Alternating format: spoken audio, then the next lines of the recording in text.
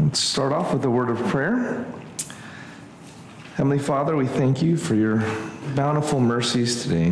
That in your great love for sinners, Christ died on the cross for us. It's not ever that we earned it or did anything to make you look upon us with favor, because it would be outweighed with a million other ways that we should have merited and earned your wrath. But it was just the grace of God and the love of God towards us. It has to be about you. In other words, that we have a blessed day today, or that we've come and are able to be together this morning, that has to be of God and not of ourselves. All of this has to be about you. And so, Lord, even as we seek to learn Greek and set our minds upon learning another language, may it be for the glory of God, not for our own pride or ego, not just to scratch some intellectual itch, but that ultimately it would be about worship of the true one, the living one, the God. So, Lord, help us to draw near to you. Help us to know you so that we might fear you and love you. Help us to then be motivated to love and serve others in the way that we ought to. And we pray, Lord, for many who are struggling, going through trials and difficulties, looking for work, wrestling with health issues, relationship issues, just trying to survive and make it today, that you might sustain them by your grace and your spirit, and that they would see your hand at work, even in the hard times. So, Lord, help us, help them to know you in this time as well, and be with us this morning. In Jesus' name we pray. Amen. Good morning.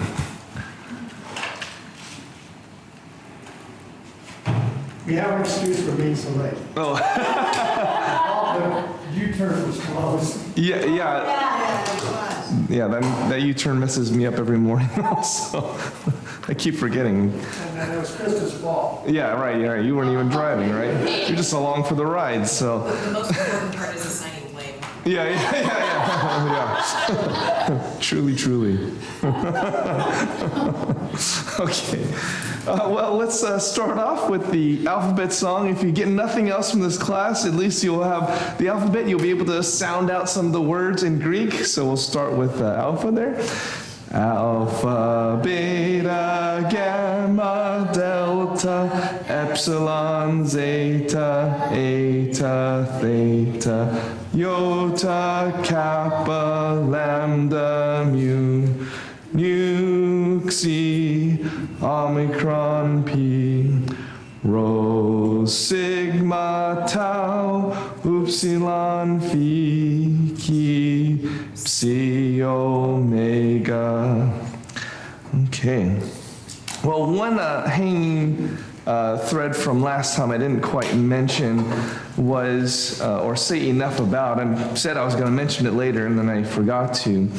The verb to be, ami, which is the I am, you are, they are verb.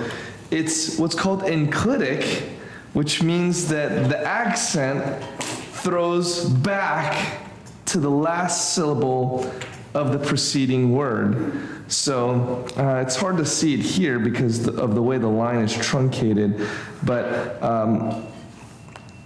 you can see the verb esteem here, and it's throwing back to here the previous verb at the end of this, or a noun, agros, which is field, like agriculture, agros.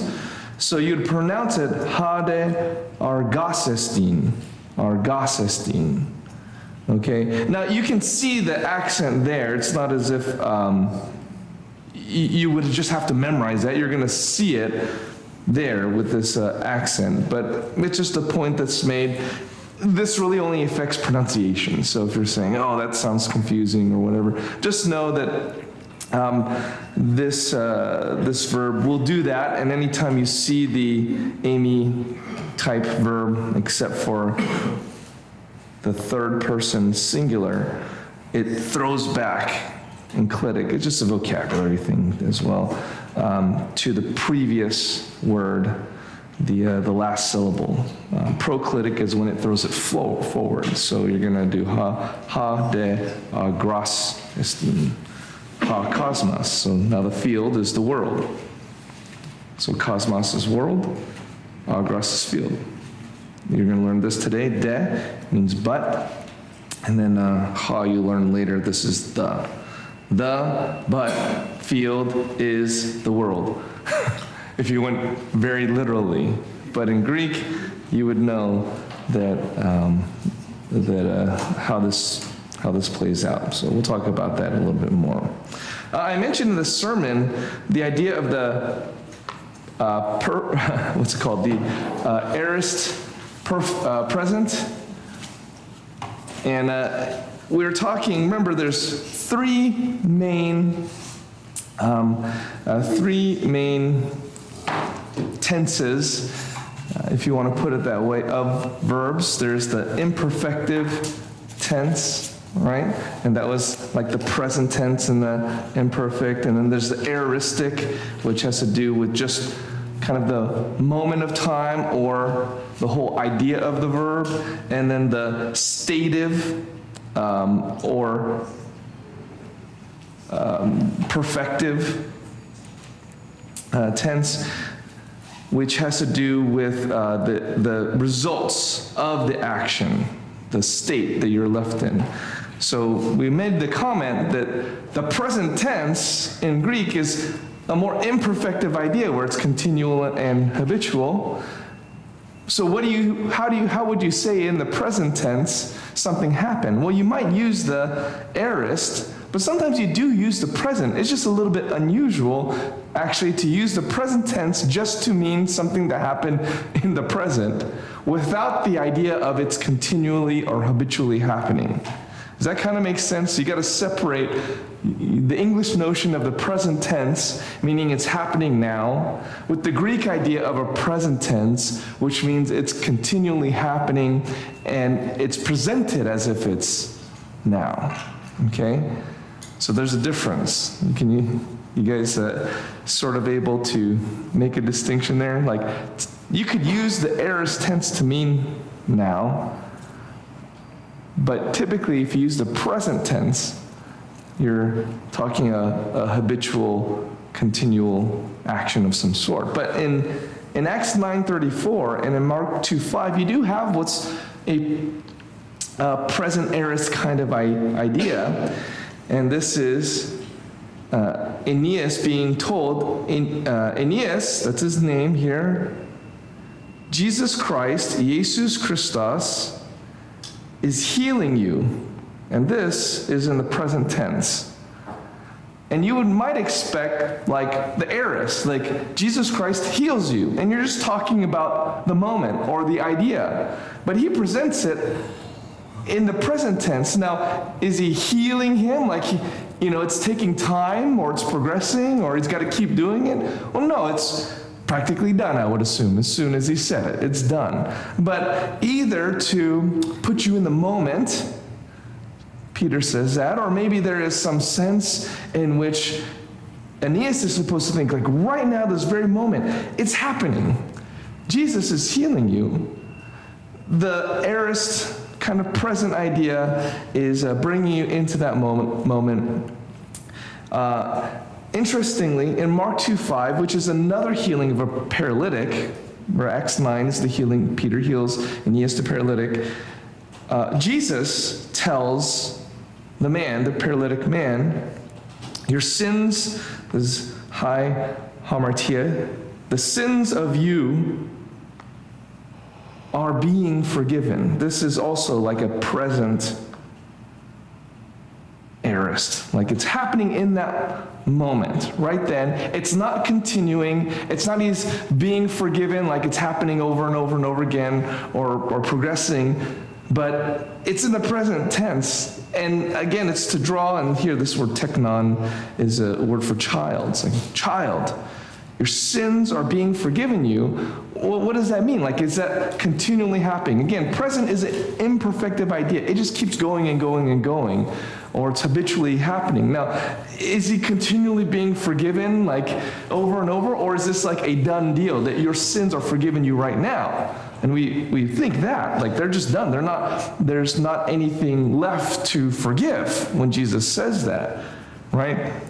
And so these are two examples, very rarely, of the present aorist or aoristic present in the Bible and the New Testament, and they happen to be very parallel passages. In fact, there's very clear parallels between the healing of the paralytic and the healing of Aeneas by Peter. So it's just a weird grammatical thing that in the kind of rare aoristic present, there's two of them, and they happen to be in the healing of the paralytic. One, Peter says, Jesus Christ is healing you. In the parallel, Jesus makes a big deal about, your sins are forgiven you, and then Pharisees, well, who can forgive sins but God alone? And Jesus says, you're right. But which is easier to say, your sins are forgiven you, or pick up your mat and walk? But so that you will know the Son of Man has power to forgive sins. And he tells the man, pick up your mat and walk.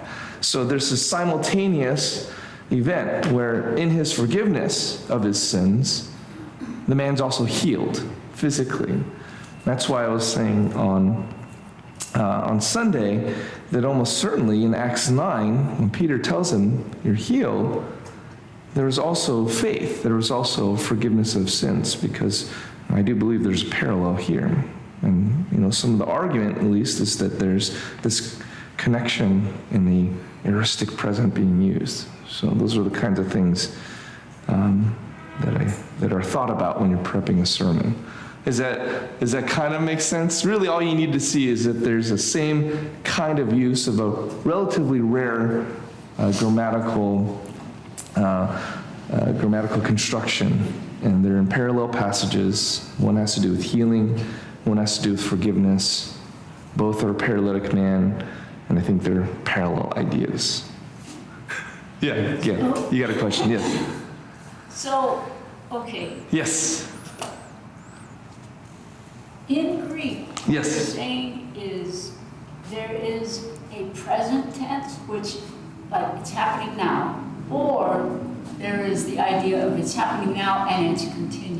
I guess you could say that. Like, when you think of the connotation of a word is not the dictionary definition, but all that it implies or how it makes you feel, you could say. And so what the tenses in Greek capture in general is like the feeling of the verb, like the implications and ideas of the verb. And so there's a lot more commentary in the tenses of Greek than in English.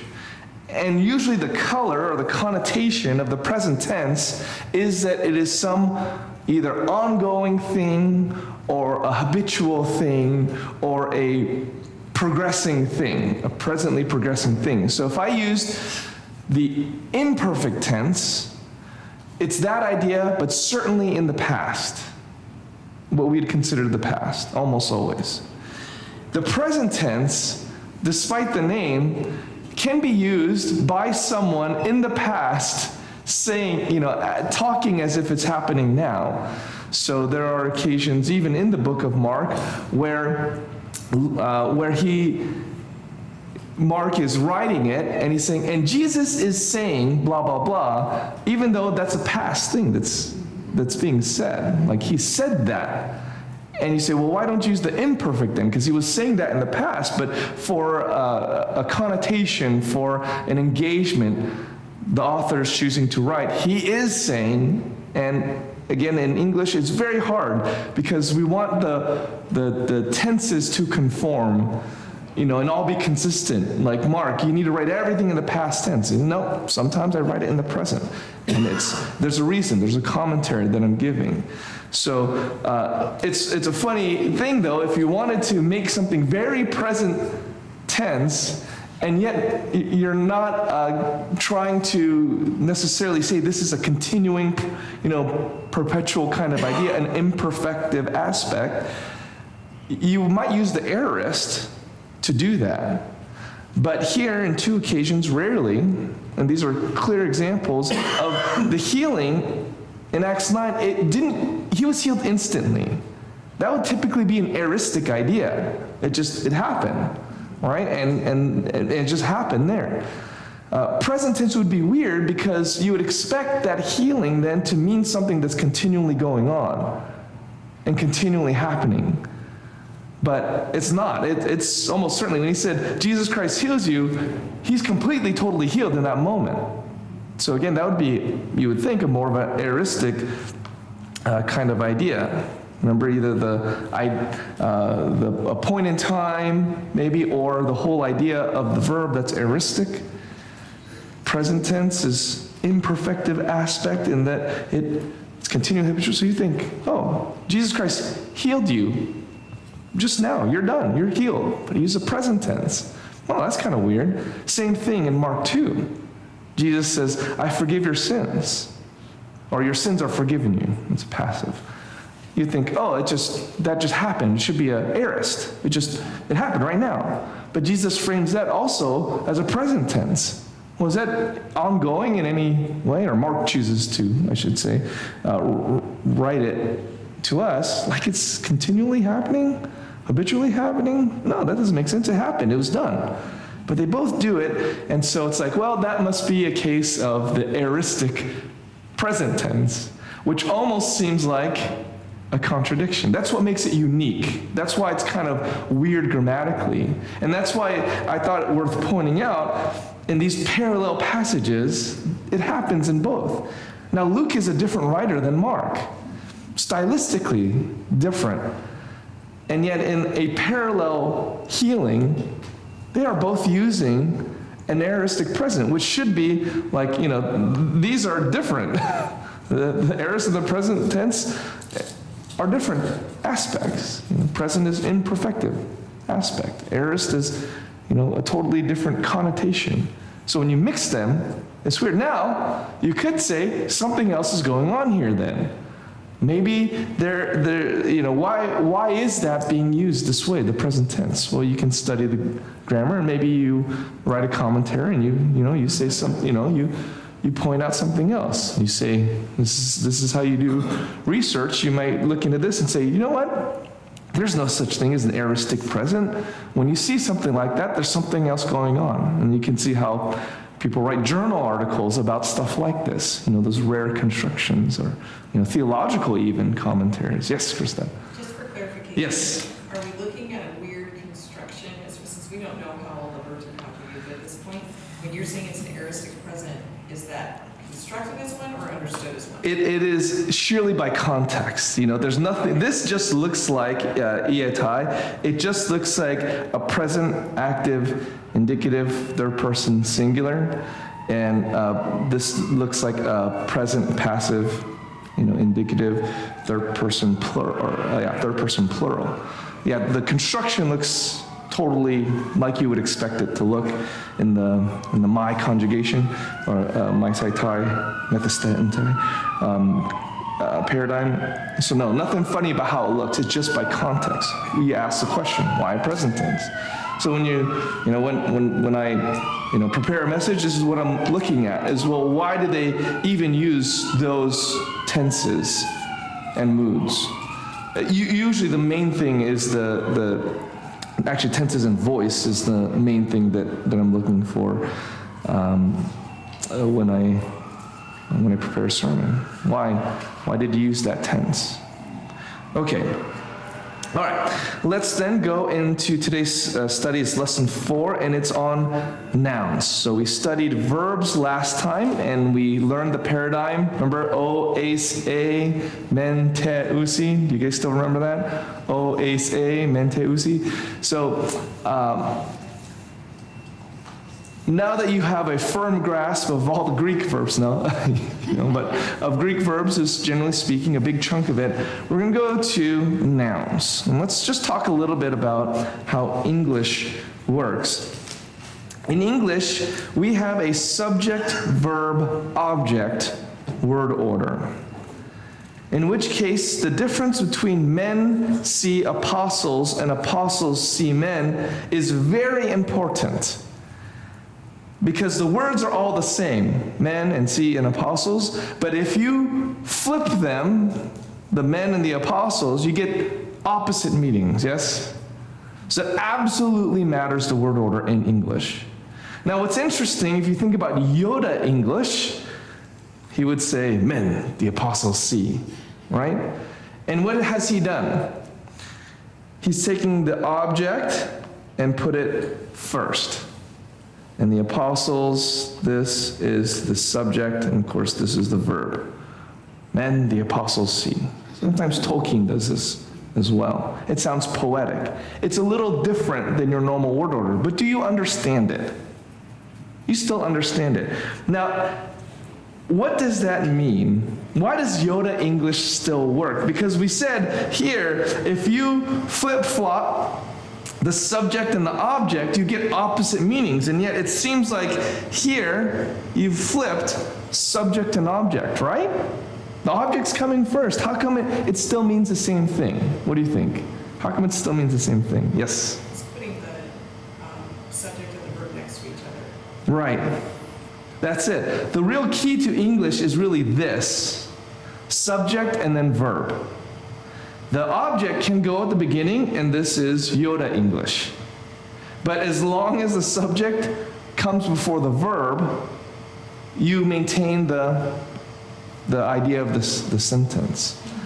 Now, that is really the key to it. I did a little research, and you wonder, well, how do they translate Yoda into other languages? You know, when they release Star Wars and then they do subtitles or they redub it, how do they portray Yoda? And all I could find were examples where the language is subject, verb, object, right? And they put the object in front the same way. And it didn't really say how they made it sound weird. I couldn't find really much to say how it sounded weird in other languages. But I assumed that they just mess with the word order, if it's a word order dependent language. And then other cases, maybe just give them, kind of a weird grammatical fluke. But isn't it interesting? We kind of take for granted we understand Yoda, even though it's a peculiar English, but what do other languages do?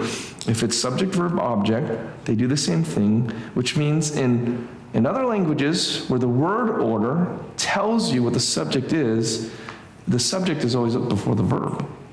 It's kind of an interesting facet. Wait. Let's look at the first two, like men see apostles see men. How are the subject and verb object the same? Same structure. It should be different. It should be flipped, right? Well, these mean opposite things because you flip the subject and the object, right? Yeah. So they mean opposite things. How does Chinese work? I think How do you denote the subject? Is there subject, verb, object? Like subject, verb, object? so yeah. Susie, how does Korean work? Have you thought about it before? What's the default word order? I was told that Yoda English is a lot like Korean.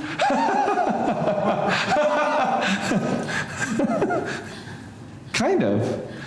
Because Korean is subject, object, verb. So the verb is at the end. Yeah, right? Like, Yeah, the verb. yeah, like if I said, oh boy, like Yuri ate the donut, right? It would be Yuri, donut. 도넛을 먹네. Yeah. Could you reverse it? The donut ate past Yuri? No. Like, no. Put the, yeah. Maybe in a dream. Put donut first and make the sentence work. 도넛을 목사님이 먹는. Like you could, I think, right, put an ending on donut to make it work. Right? Like add extra kind of things. But the default is subject, object, verb. Now, this is important because In Greek, like many other Latin languages, it's not the word order that determines whether a noun is a subject or object. It is the case. The case is a particular ending or paradigm that each noun has that identifies itself just by look, not by word order, whether it's a subject or the object. There's 5 cases in Greek, but you only really need to know 4. The vocative case is when you're addressing people, like men, let's ride forth. Like, use the Lord of the Rings analogy there. Otherwise, you really only need to know 4 cases: the nominative, the genitive, the dative, and the accusative. Now, these are fancy words. The first 2, nominative, is just a fancy word for the subject. Accusative is sort of a fancy word for the object. And so we can understand that. The trickier one are the genitive and the dative. And honestly, these 2 are where you get the most discussion, because they are somewhat flexible in their meanings. The genitive represents the possessor, the wisdom of men, and typically in English, we would use an extra word to denote the genitive, of.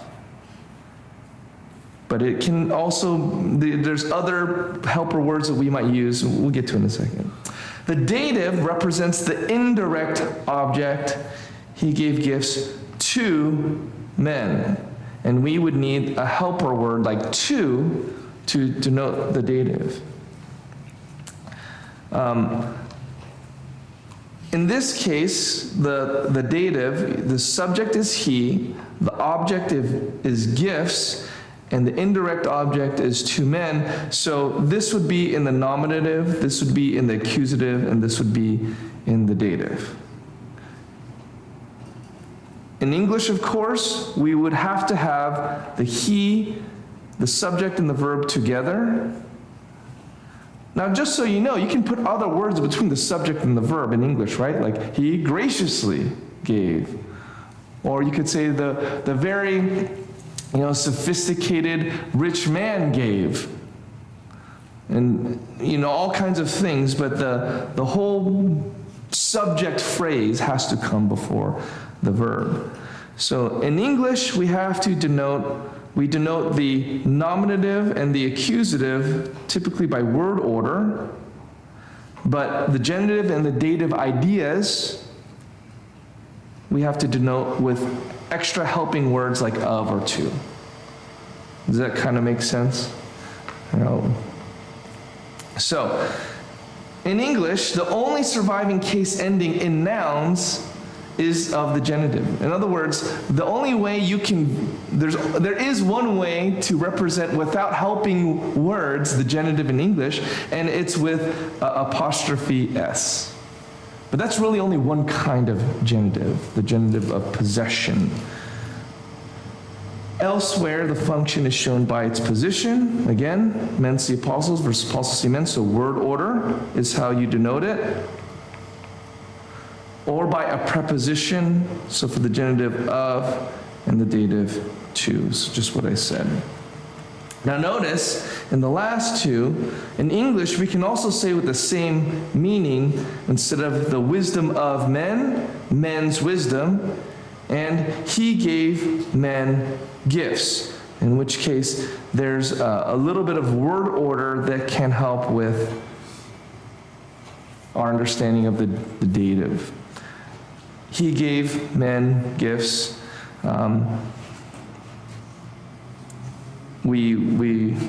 say this in English. Well, no, we don't have to go there. Okay. So we're just trying to understand a little bit of the idiosyncrasies of English to help you understand Greek. But Manami, in Japanese, is there anything you attach to the word to make it the subject or the object, or is it just the word order and you know? Do you know? Have you thought about it before? Like of or to, you mean? Or just for subject and object first. So, like men see apostles, okay? So is there anything you put on the men or the apostles to make it the subject? Or Yeah, we have a, yeah, Okay, we have. so can you do any kind of word order in Japanese, or does it still have to be like, so if you try to put the subject last, Actually, we do a subject, object, verb. Yeah, like Korean, yeah, like default, yeah. So, okay. Well, this is gonna mean there's some more paradigms, by the way, which is, I know, your favorite. Case in Greek means, then, that it's not the order of words as in English that decides the meaning of a sentence. The subject will not always be before the verb, nor will the object always be after the verb. In Greek, it's the case form that decides which word is the subject or the object. So because the nouns can be declined, meaning you can tell by the look of it if it's subject or object, it can float around in the whole sentence. And if you've got a long sentence, sometimes you're hunting, for where's the noun here with the nominative case? You get confused. It'll float around. Same with the verb, right? The verb can float around. Now, we said kind of the default neutral setting of Greek is verb, subject, object. So any variation of that is typically meaningful. It's emphatic. The same way you grew up learning the cat chased the dog and very simple paradigms. And anything, as you grow beyond that, and obviously now you read a newspaper article or magazine article or listen to a podcast, and people do all kinds of variations. It's stylistic or emphatic to do that. And so just like any other language in that sense, but it's even more interesting, or you have maybe a little bit more flexibility because Greek has cases. In addition to case, like many of the Romance languages, Greek nouns also have a gender. In English, we observe natural gender. Man is masculine, girl is feminine, car is neuter. And so if you refer to a man, you would say he. To a girl, you'd say she. And a car, you'd say it. So we do have gendered pronouns, still, at least. But Greek observes natural gender with living beings generally, so like English, right? But other nouns, which may describe things, qualities, and so on, but are not necessarily neuter. So ideas or concepts are not necessarily, that don't have a natural gender, like a boy cat and a girl cat. They are said to have a gender. So if you've ever learned Spanish or any other, again, Roman language or Latin language, I guess that means somewhat the same thing. They have a gender to like everything, pretty much. So, for example, aner. Aner is man, it's masculine, of course. Gune is woman, it's feminine. You get words like gynecology from gune, or misogyny, that's actually a Greek word as well, is feminine. But thanatos, death, is masculine, even though, nothing about death necessarily makes you think man, put a masculine ending to that, or masculine color to that. And hamartia, sin, is feminine. And teknon, as we saw in Mark 2, child, is neuter. So every word every word in Greek, or every noun in Greek, has a gender, either masculine, feminine, or neuter. Generally, we cannot see why a particular noun is a particular gender, but the gender of individual nouns is not difficult to learn, since in most instances it is shown by its ending. So you don't need to memorize which ones are masculine or which ones are feminine. You will know once you learn the endings which one it's going to be, but you don't need to know that ahead of time, memorize it ahead of time or anything like that. The endings themselves will show you. So, we're going to learn today the second declension nouns. Why the second declensions and not the first declensions? The second declension ones are, that's where you have most of the nouns will fall under, and it's also easier. So, we'll learn the first declension, it's going to be a little bit more challenging, but the second declension is nice and easy. And so we're going to learn a paradigm, like we learned o eis e mente usi. We're going to learn a paradigm that tells you the case and the gender and the number, singular or plural, of the noun. So if you just look at the ending, you will know nominative, genitive, dative, or singular. You'll know masculine or neuter, and you'll know singular or plural. Again, it's kind of interesting because, like Korean, no plurals in Korean. You know, it's something dawned on me in a linguistics class when the professor was talking about languages. You know, some languages don't have plurals. Like, oh, that's so weird. And I started thinking about Korean. Like, wait a second. How do you say something plural in Korean? You have to add a word, right? Like many or a number, two. You have to add a modifier. How does it work in Japanese? Is it the same? Does Japanese have a plural, like ending? Like in English, you just add S, right? Like dogs, cats, you just add S. How do you say more than one dog in Japanese?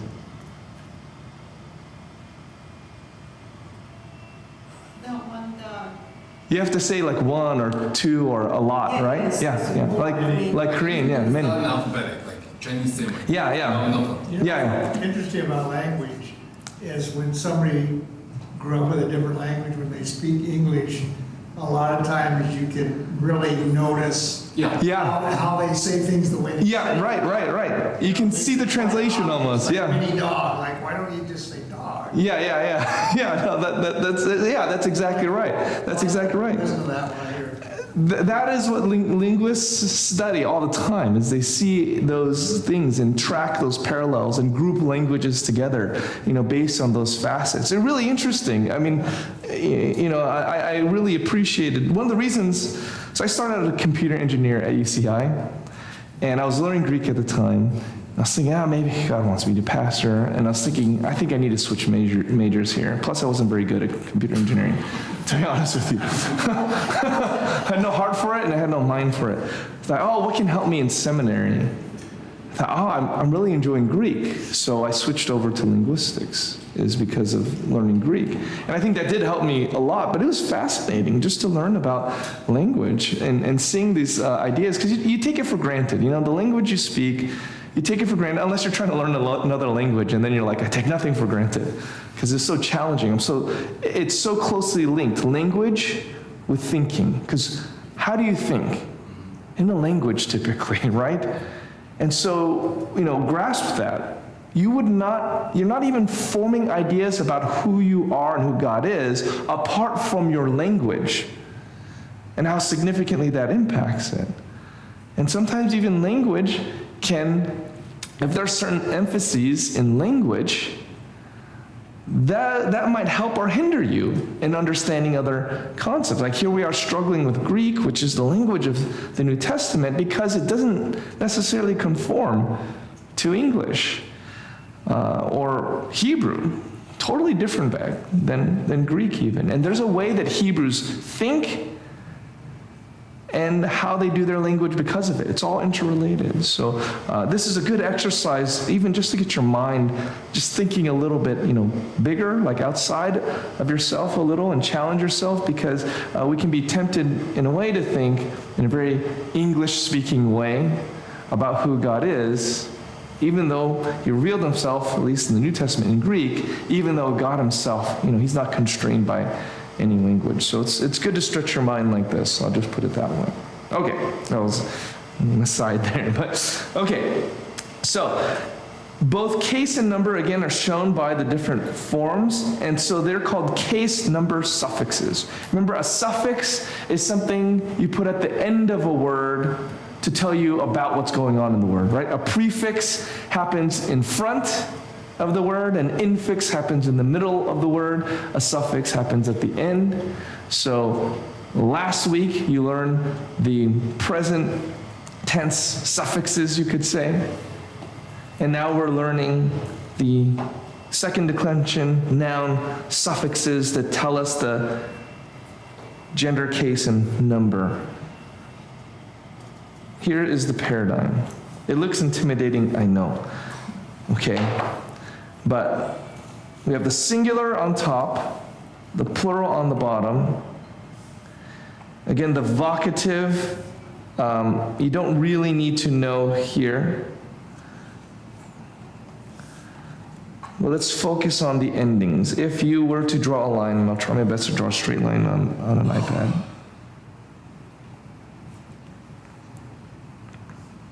Okay. The word here is anthropos, which means man, like anthropology. And if you remove the anthrop part, you have a bunch of endings.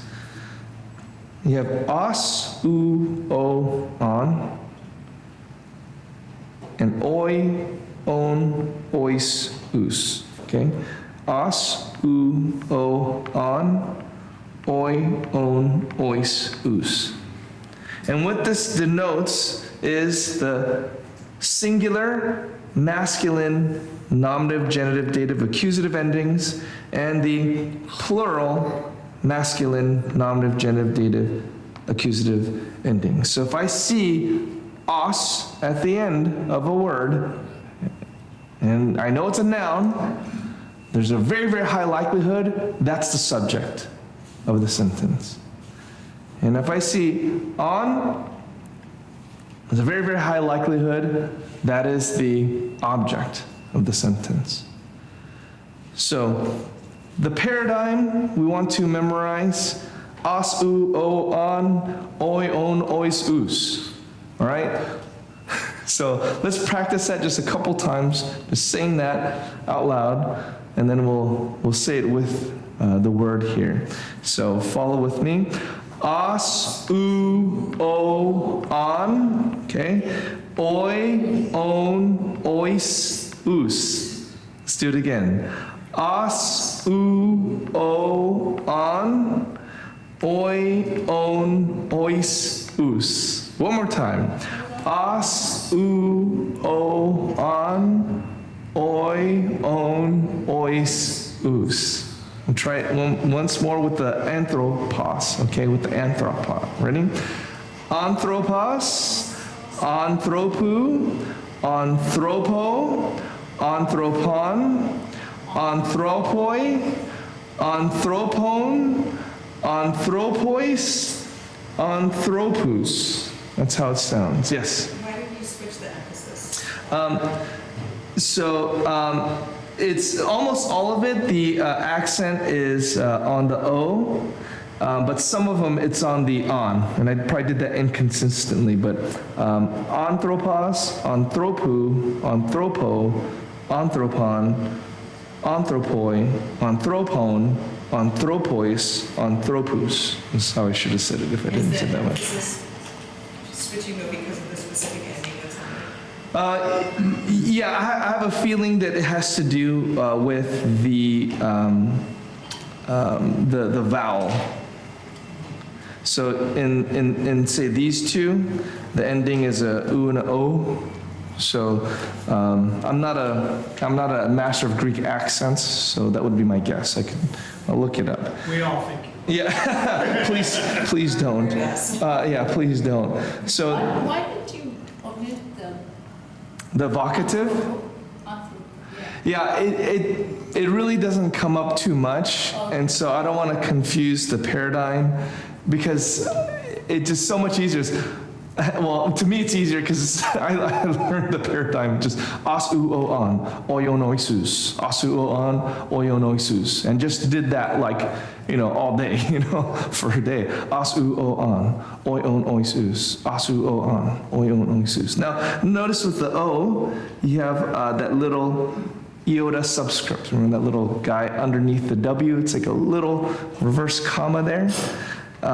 That is almost always an indication that you're in the dative singular. So it's you don't see an iota subscript very often, but almost always, if it's underneath an omega, you're in the dative. That's what's helpful.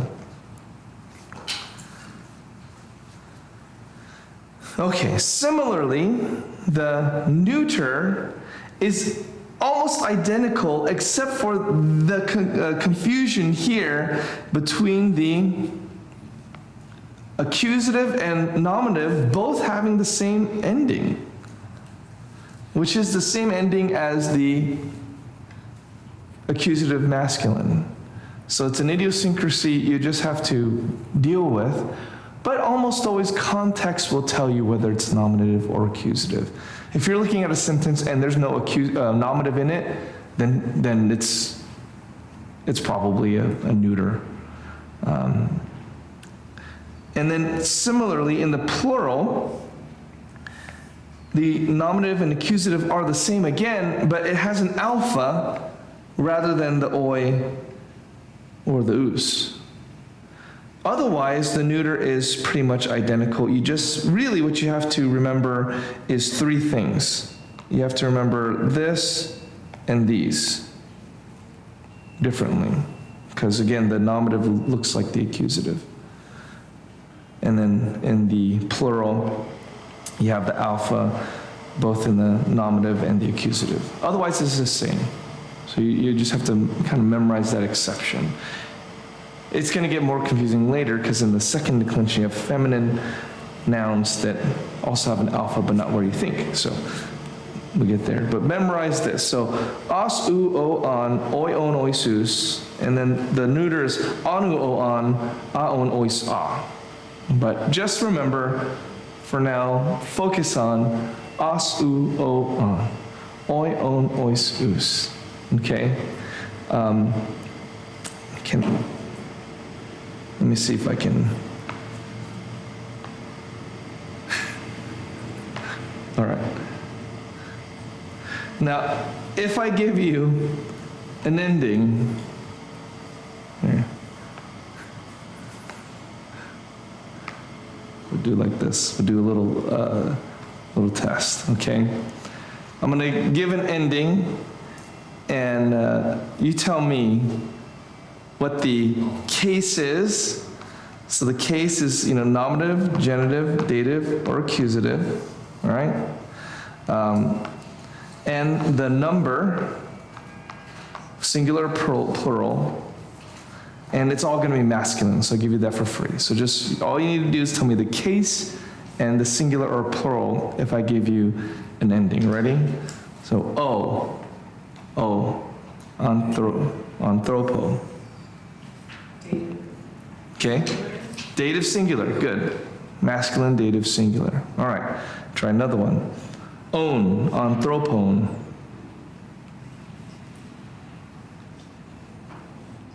Anthropon. Anthropon. Genitive what? Plural, good. Masculine, genitive, plural, good. Anthropos, anthropos.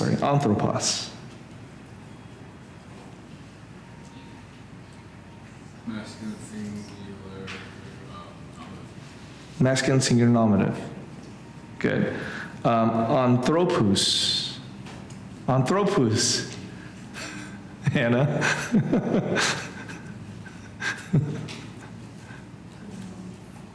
It's okay. You don't need to know that one. Anthropos. Not nominative. Singular. No, not singular. Arrogant animal. Masculine. Correct. Right. As, u, o, an, oi, on, oisus. The paradigms go down like this. Nominative, genitive, dative, accusative. So anthropos is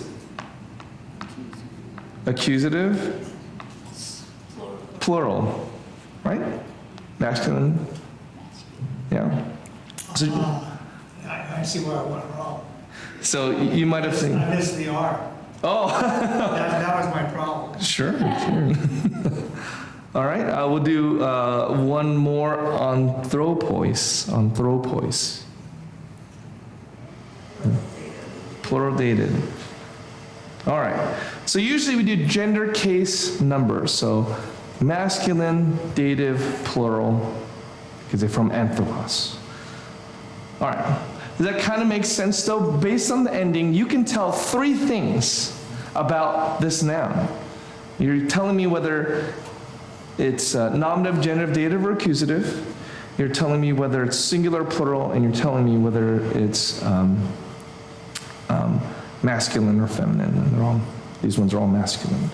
In the neuter,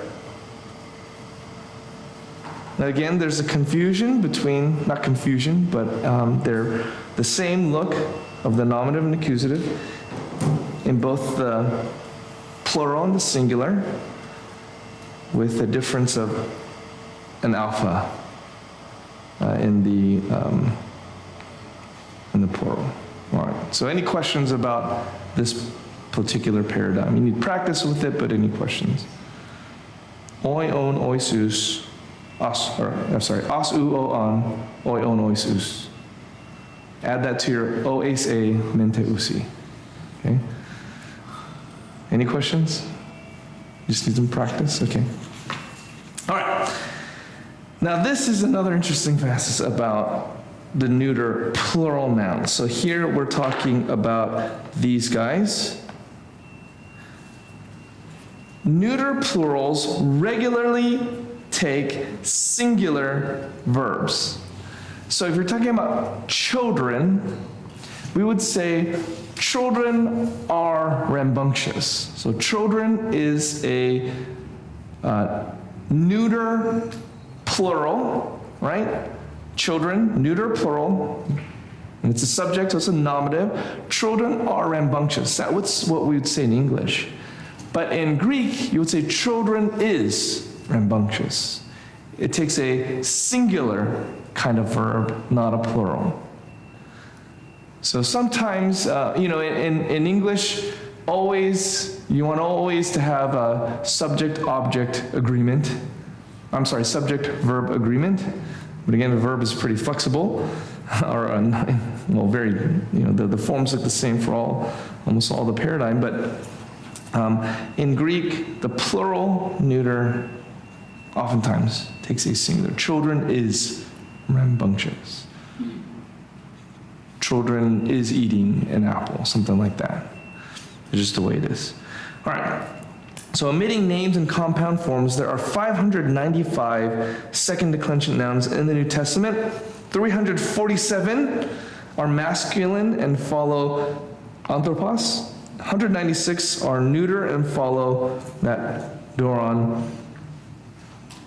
So that adds up to, oh boy, what's the math there? Doesn't add up 595 though. Huh? It doesn't add up to 595. 543, yeah? Yeah. Okay. Which means then that you have about 52 that don't follow that paradigm. Now there are several feminine nouns of the second declension, but they still look like anthropos.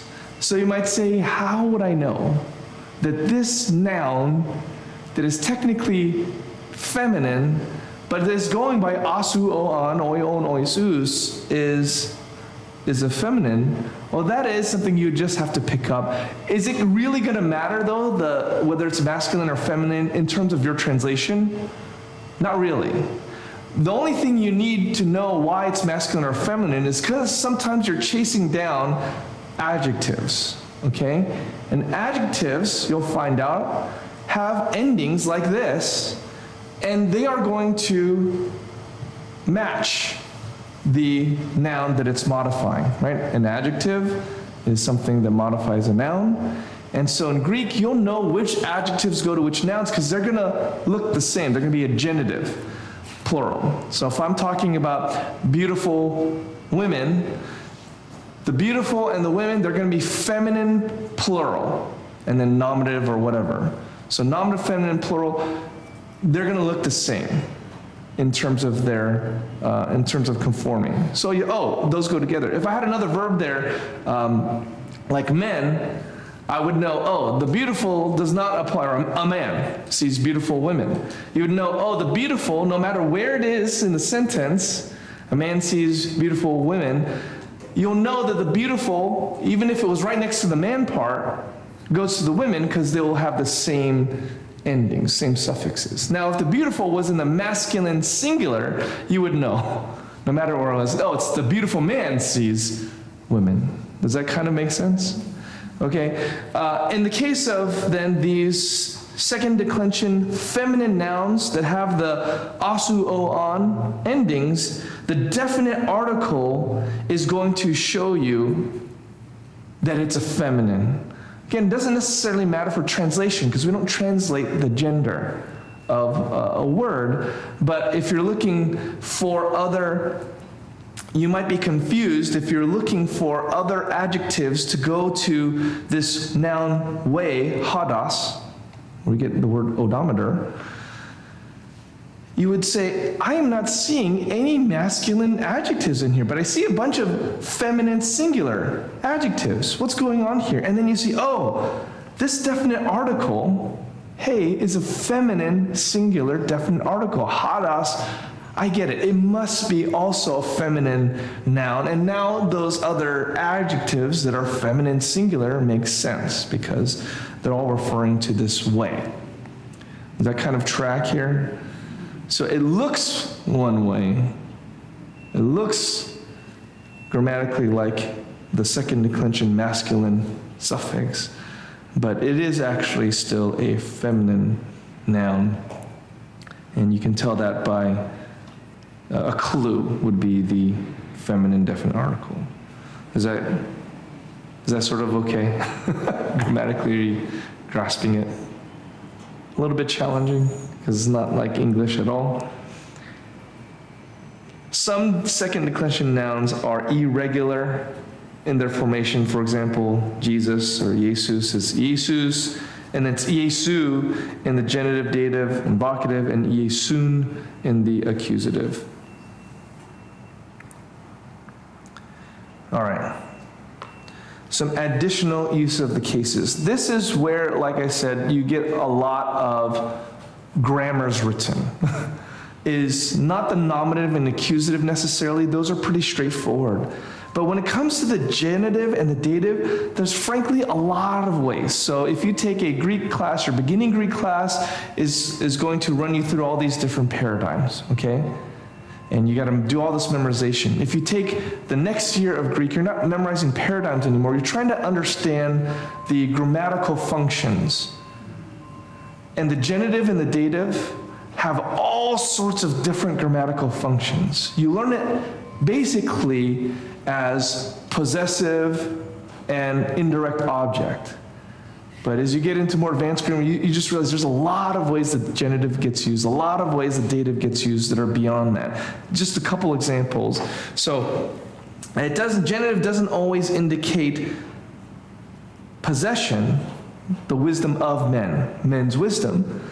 But there's also the ablatival genitive, which indicates source.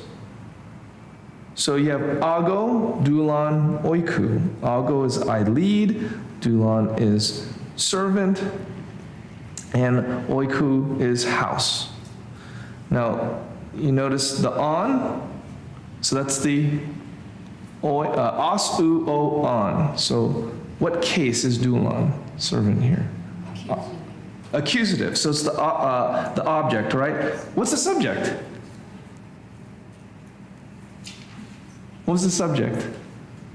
Do you see anything in the nominative? The implied Implied in the verb. in the verb, right? The verb is first person singular. I lead, I'll go. So the nominative is implied within the first person ending. Singular ending of, remember, o, eis, e, mente, usi. O is the first person singular present active indicative. So I lead. So I, the nominative is implied in the ago. Dulon, a servant of a house, is how you might translate that, because this is the genitive ending. As, u, o, on. Well, this almost certainly, because of the verb ago, is not, I'm leading a servant of a house. In other words, he belongs to the house. That's how you do possession. If this was a genitive of possession, it would be, I lead a house's servant, you could say. Well, that's probably not it. I lead a house's servant no, I lead a servant from a house. So, but that is sort of up to interpretation. That's where commentaries or commentators might say, well, no, maybe we're trying to say that this is a house servant, that he belonged to that house. So they might say, well, no, so I think it's a genitive of source or of possession. And you're saying, oh, it's a genitive of source. And that's where you might have different views, and the context might help you understand that better. Likewise, the dative has many, many uses, including the locative dative in a field, the instrumental dative by a word, and the dative of personal advantage, anthropo, for a man. Notice in each of these cases, in English, you have to have a helper word to translate it. But these helper words in English also present a translation decision. Because why not by a field, by? Why not to a word? You see, so it all looks the same in Greek. It's all just this dative singular ending, o in Greek. And they would know by context, being Greeks, Greek speaking, whether you meant in a field, by a field, or for a field, or in a man, by a man, for a man, in a word, by a word, for a word. They would know just by the context, just like you intuit all kinds of things being an English speaker. It would just be O though. But when you're translating, you got to make a decision. What kind of dative is this? Because you're going to add a helper word. So translation philosophy sometimes is, if it's ambiguous in Greek, make it ambiguous in English and make you decide as the reader. The problem I might have with that philosophy is, no, the Greek person, it would not have been ambiguous to them. They would have almost certainly known. It's just we are 2,000 years from their context. So we should probably make a translation decision, because I doubt that there's many passages that are truly like ambiguous in their meaning, just ambiguous to us because we're not native Koine Greek speakers. In any case, we'll go through this as we go on and talk about some of these things. But really, it's like that's what second year Greek class is all about, is really parsing out what are the different kinds of genitives and datives and so on. Okay, any questions about that? Yes, Krista. So just going back to basics on this. Yes. When you have a noun, what form appears in a dictionary? It will be the nominative singular. So if you're looking in a lexicon, just like you look in a Greek lexicon, you're going to find the present active indicative first person singular is what you're looking for typically.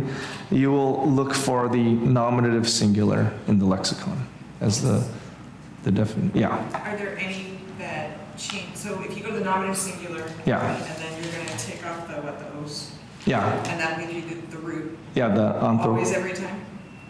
for the second declension, more or less, yeah. But it's not like the verbs where there's like a present tense stem that is really like the main thing. I think, maybe I'm wrong about this, but I don't think they would think of the noun without a declension on it. You know what I mean? Like that they thought of anthrop, as like a word or something like that. Well, what I mean is there any case where it would be like on 3 because it's got this ending on it? Like, does the root ever change depending on? No. I'm sorry. Yeah. No, for the most part, that's pretty static. Yeah. Okay, thanks, Greg. So the anthrop part is not going to change or scroll around on you, no. Just the ending. It's kind of convenient that way. I think for the most, I can't think of an example otherwise, so the accents might move around, I guess. Okay, any other questions? All right. As a copulative verb, see, a me equates what follows with what precedes. It therefore requires a complement in the nominative case. So, what to complete the idea? So, what that basically means is for copulative verbs, both the subject and the object are in the nominative, because you're making like an equals statement. This is that. The distinction here then is this way. I see a man, and that is going to be the accusative, singular, on, asuo, on. When you change it now to I am a man with a me, implied subject of I, that is taking a nominative, not an accusative. So with these, and this is a typo up here by the way, so don't worry about that. So in the case of an a me type, a copulative type noun or verb, there's almost like an equal sign. This is equal to that, and you'll find both of those in the nominative case. Now again, this example, the nominative is built into the verb, a me. I is there in the nominative. So I equal man, nominative, two nominatives on each side of the equation. Does that make sense? There are a few of these copulative type verbs, and you will know them, but they're typically something like that. It's like I am or I become, those ideas that need a complement in the nominative case to complete the idea. Yeah? It is helpful to think of it as like an equation. This is that. And so they both need to be in the nominative. Okay. The definite article. Now you're going to learn the definite articles in a future lesson, but Black introduces the idea because they're going to look like the endings of the second declension nouns. So for example, the paradigm for the definite articles is going to be has, tu, to, ton. Okay? And hoi, ton, tois, tus. So you just add a tau to the beginning and you get the definite articles. So it's kind of nice. You'll have memorized, once you get to the feminine nouns of the first declension? First declension? Okay, I'm confusing that, but once you get to the other rest of the group of nouns, you'll have the paradigm for the definite articles. So anyway, Greek has no indefinite article. In English would be a or an. I think we talked about this last week. Thus, anthropos means man or a man. When Greek wants to indicate that a noun is definite, it places the definite article in front of it. Thus, ha, anthropos, means the man. I think earlier I said it was has. It's ha. Ha, tu, to, ton. Okay. Ha, anthropos means the man. In general, the presence of the article emphasizes particular identity, while the absence of the article emphasizes quality or characteristics. Now, this is an important distinction. It somewhat overlaps with English, but the idea is it's almost as if when you say the something in Greek, you're saying that. It's almost more forceful of a particular that one, that man. But if I said man, a man, no definite article, it's the idea of a man or the characteristics or qualities of the man in question there. English honestly, is very difficult to track. When do you use the? When do you use a? When do you not use either? When you start thinking about it, like when you use a definite article or not, it's a little confusing, to be honest with you. Again, naturally, if you're a native English speaker, it just comes to you naturally. But here, at least Greek does us a little bit of favors, is that there's a meaning, always, if there's a definite article. So in Luke 18:13, for example, the tax collector uses the definite article. I'd be interested to see what your translations say, if you have anything different. But in Luke 18:13, I forgot what the ESV says.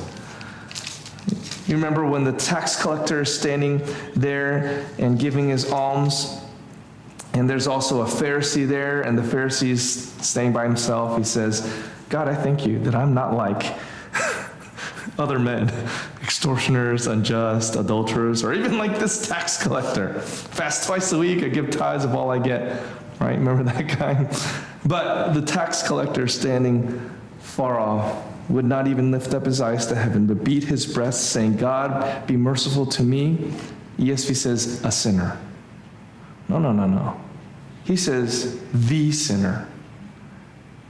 The sinner. It sounds weird in English, so we don't put it. But he's identifying himself in particular. I am the sinner. It's almost as I am the only sinner in the world. I'm the worst sinner. It's a particular identity that he is giving to himself. I am the sinner.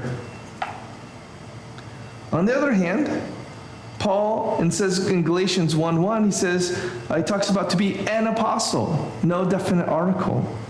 And it's just talking about apostleship. He's not saying he's the only apostle. He's one of many apostles. He's talking about his role as an apostle. He's not trying to make a big deal about it. He is an apostle. There. Did you say there's no article in the Greek? Yeah, for when he talks about, because he's just talking about apostles, the idea of apostle, the characteristics of an apostle, not that he is in particular a special one, a unique one. And if that was his point, we could say that. It's not as if he's wrong to ever use the definite article about being the apostle. But just in that case, he's in the introduction, he's just calling himself an apostle, one of many. So where no article appears in Greek, the indefinite article a or an may be used when the context suggests this translation. You will know as an English speaker whether to put no indefinite article or whether to put one, and that's because English doesn't really truly make a distinction there. Now sometimes an English indefinite article has to be supplied where Greek lacks the article, as in John 1:1. So John 1:1, who knows it by heart? Anyone? In the beginning was the Word, and the Word was God. And the Word was with God, and the Word was God. He was with God in the beginning. But if you go to it in the Greek, it goes NRK, ein halagos, NRK, in the beginning. RK is like beginning. It's like archaeology, in other words, come from that. So it would be weird for us to say, in beginning was the Word. In beginning. Because we know that he's talking about the beginning of everything. And so we would say, no, it's in the beginning. There's only one beginning we're talking about here. It's the beginning. So we would need to clarify that in English. But in Greek, John, when he's writing, he's not necessarily trying to point out the beginning as like a time frame. He's talking about the beginning as a characteristic or quality, like in a beginning sort of time. Like that sounds weird, but it's to make the sense of it more like this definite thing, the Word, has existed since there was any beginning at all. It's maybe not pointing to, I guess another way to put it, you might be tempted, if you said in the beginning was the Word, to say that the Word was started at the beginning, that the word had a beginning, something like that, if you put the definite article. But because you're saying characteristic of like beginnings, I guess, is one way we could try to do it. In beginnings or beginnings, times, the word was there. Now you're not necessarily trying to, I would say, communicate any sort of idea that the word has a beginning. But in the beginnings of all things, the word was there, it was already there.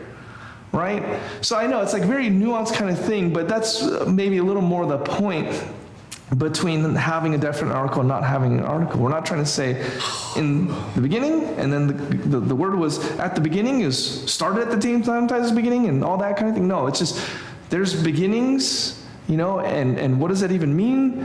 The beginning of what? Like, yeah, you're supposed to. It's supposed to be kind of that nebulous idea, but the word was always there. Even at the beginning of beginnings, where's there any beginnings? Well, the earth has a beginning, but God doesn't, and that made clear in other parts. This one was in beginnings before, or in front of God. So again, NRK again happens in verse 2. It's not talking about that he became at the beginning, started at the beginning. It's he was already there at beginnings. Anyway. Conversely, and this happens more often than that case probably, Greek frequently uses the article with abstract nouns where English usage omits the article. So there's a lot more times probably where it inserts a definite article where we would not put one.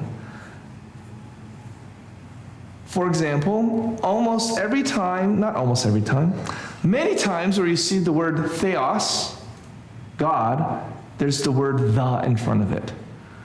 So in the very same John 1:1, NRK ein ha logos, in beginnings was the word, kai ha logos ein proston theon, and the word was with the God, ton theon. So it's a definite article. Many, many times in the New Testament it's ton theon or ha theos, the God, the God. But in English, do we put the in front of God? Almost never, unless you're talking about idols, the God of Chemosh or something like that. Isn't that funny? So in English, we don't put the in front of the word God, even though we're talking about a very specific God. But in Greek, it's a lot of times it's got a definite article in it. Or another one, point out here in 1 Corinthians 13 about love. And in Greek, 1 Corinthians 13:13, the greatest of these is the love. There's a definite article. In fact, it's all throughout. When you come to 13:4, the love is patient. The love is. So a lot of it has the definite article. It's a particular love, Christian love, godly love. We're talking about a specific kind of love, not just the idea of love in general. We're talking about the love that should be in the church. It's not even saying the love as in the love of a man and a woman. It's like the love that God himself shows to us that you must show to others. So, but in English, it would be awkward, right? The love is patient and kind. The love does not envy or boast, is not proud, is not rude, is not self-seeking. So it's the love never fails. You say love never fails, but no, in Greek it's the. And so that's something that you miss out on a little bit in English, but only because it doesn't sound kind of right. It's not necessarily communicating the idea if I said it that way. So, in terms of grammar vocabulary, linguistic vocabulary, and a noun that has an article is an arthrous noun, and a noun that has no definite article is anarthrous, not arthrous. The an means not.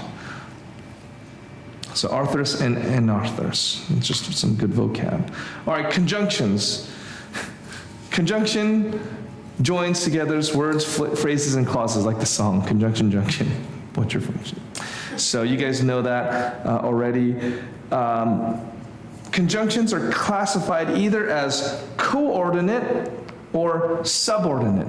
Coordinate means these ideas are of equal kinds of significance. So if I give you a list, a grocery list, you need to buy cherries, grapes, and cereal. The and there is coordinating the cereal with the rest of the list. They're all kind of even level, right? But you also have subordinate clauses, and those show dependency on the previous clause. So a lot of subordinate clauses are conditional. If this, then this. And the then part is dependent on the if part. Or although, or when this happened, causal, final, consecutive. So those are all subordinate where there's kind of a logic that's going down, as opposed to just things that are of equal significance. I need you to set up the chairs, but I need you to take down the tables, or but. Even then the but is more like coordinating than subordinate, right? They're on equal levels. Subordinate is there are dependencies up. Does that kind of make sense? Okay. The main conjunctions are kai, I don't know why that turned out black, de, and Allah. Kai is the most basic unmarked means of conjoining sentences, frequently just translated and. Sometimes, sometimes it can mean even or also, but for the most part, it's the most basic, neutral way to join sentences together, kai. De is what you might call a mild adversative. An adversative is when there's a contrasting idea, an introduction of something new. There are whole sections of the New Testament where you have a passage after passage, and it's sometimes it has a feeling of like a ping pong ball going back and forth, where the dialogue or the progression of the argument is bouncing back and forth. This, but this, but this, but this, but this, and it goes back and forth playing off each other, and you'd use de to mark that kind of, contrasting development or progression of an argument. De. But it's mild adversative. Allah is a significant adversative. It marks a strong contrast between the sentences. It has more weightiness to it. That these are different ideas that I'm presenting to you. So, kai, de, Allah, kai, you can see 8,947 times. De, 2,771, and Allah occurring 635. So Allah almost always in English will be translated but. De could be now, but, sometimes and. Kai, translated and, sometimes even and also. Just a couple notes here. De is post-positive in Greek, meaning it is never the first word in a clause or sentence.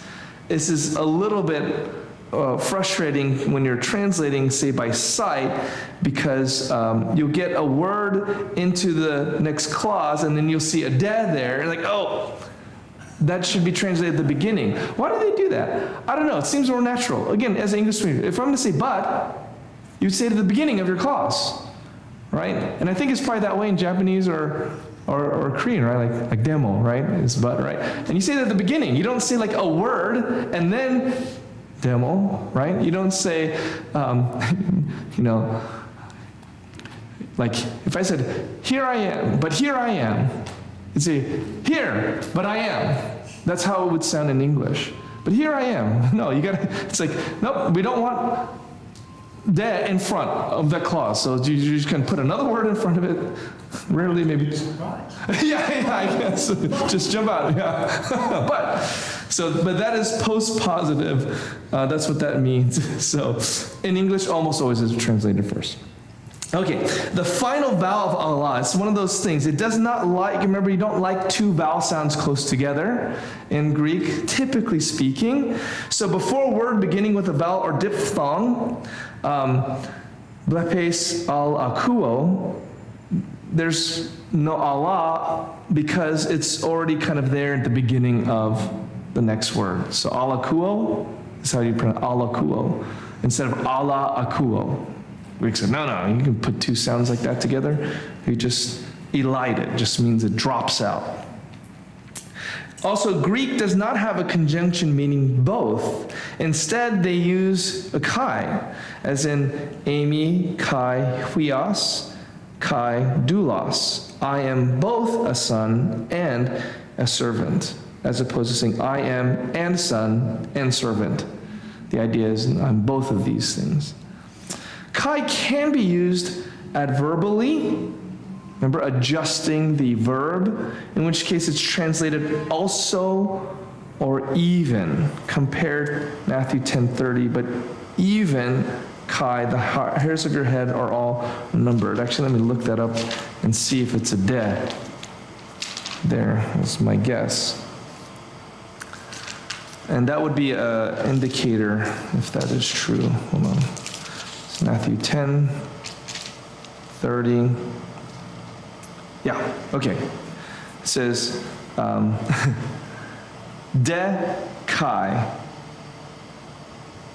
in Greek. De, like but, kai is and. But remember, you gotta switch it because it's a post-positive. So it's but and is how it might look. It'd be like but and the hairs of your head are all numbered.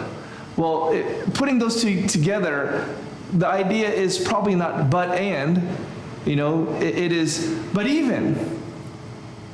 But now you need to understand that as a continuation of the thought of God's care for you, even your hairs are numbered. So it's maybe not as prominent, but you can see, like, you put those two conjunctions together, they're meant to play off of each other. De, kai. So, any questions about conjunctions? And we're going to wrap up here. So, kai, de, Allah, continuative typically, sometimes adverbial, also even. De, mild, adversative, slightly contrastive idea. Allah, very strong. Contrast between the two. Okay. Any questions? I have a list. Yeah. About this stuff. In chapter 1. Yeah. So, going to then the exercises in the back, what you will see there is, again, a list of vocabulary. Again, David Allen Black is trying to help give words that you have a familiarity with already in English. You got angelos, angel. Remember the double gamma, one of them turns into an N sound, new sound. Angelos is page 31. Agros, field, agriculture. Adelphos, that's brother, like Philadelphia, city of brotherly love, Adelphos. Hamartolos, a sinner. Hamartiology, it's like the only word that comes in English. It's already a Greek word, basically. Hamartiology. Anthropos, a man. Apostolos, oh, you know what that is. It's an apostle. Diakonos, a deacon or minister, really, in the original word. Doulos is servant. Thanatos, death. Theos, God. Jesus, Jesus. Cosmos, the world. Kurios, Lord. Lithos, stone, like lithography. Logos, word.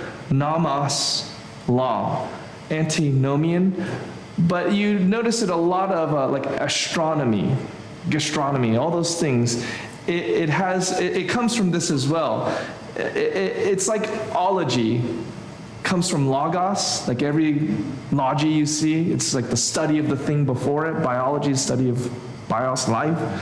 Nami became sort of the same way, N-O-M-Y in English from namas. It became the law of this is like the study of this. The law of the stars, astronomy. The law of the stars, it's the study of the stars, right? Oikos is house. We do get our word economy from that. Aklos is a crowd. Ochlocracy is mob rule. Huios is son. Christos is Christ.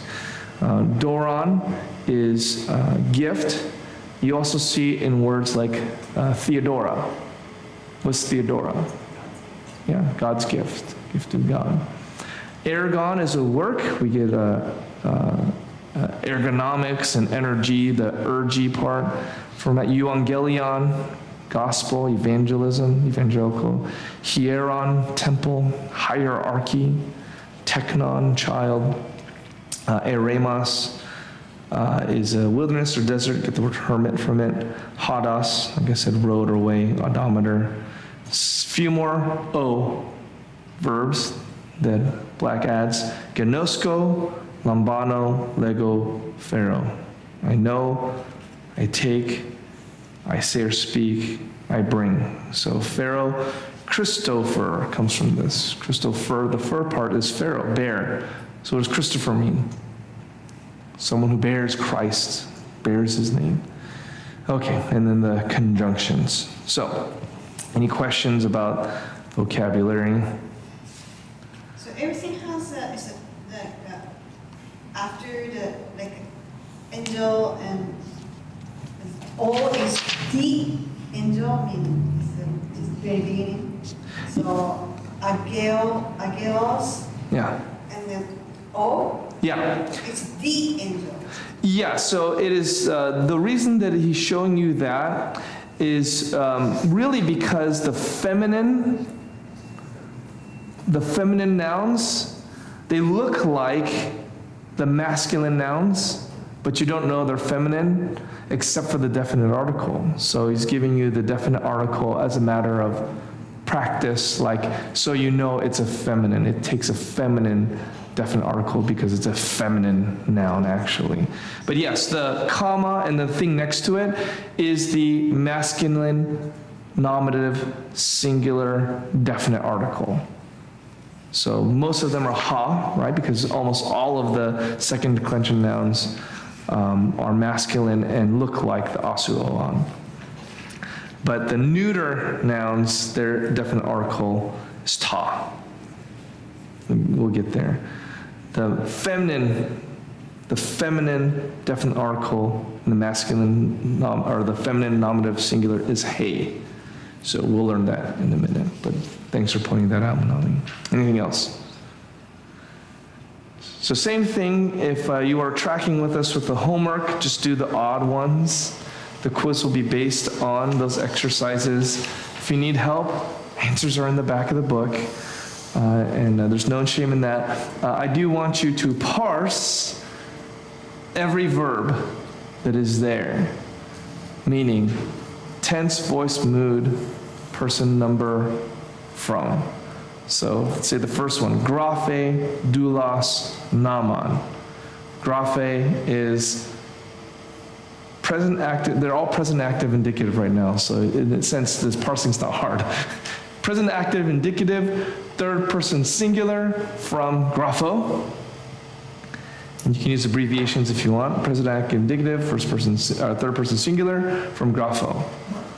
Doulos is in the nominative, asu o an. Naman is in the accusative. Doulos means slave. Namas means law. Grapho means right. Does anyone want to translate that sentence?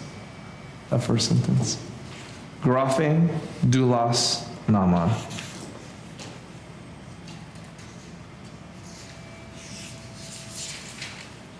Graphe, doulos, naman. Which one's the nominative? Right? And which one's the accusative? Naman means law. Someone's got it. Huh? He is the slave of the law. He is the slave of the law. So doulos is the nominative. That's the subject of the verb. The verb is graphe, to write. Subject writes the law. A slave writes the? No, slave rights law. Yeah, a slave writes law or a law, right? No definite articles. I know you're trying to English it, just do a straight translation, right? Graphe, doulos, naman, a slave writes a law, or is writing, if you want to get the present tense action going on there. A slave writes a law. Okay, does that kind of make sense how we do this? It's a little bit like a puzzle. You're finding the subjects, you're finding the objects, you're finding what's the thing doing the action. You track it all down, and then you piece it together like a puzzle. Okay, let me pray. Heavenly Father, thank you for your goodness towards us, for your faithfulness and love. And even as we are reminded about the tax collector who stood there before his Lord, head down to his breast, pounding his chest, saying, "Be merciful to me, the sinner." And may we have that same prayer in our hearts, knowing we are the sinner, and we are the ones who need forgiveness from you.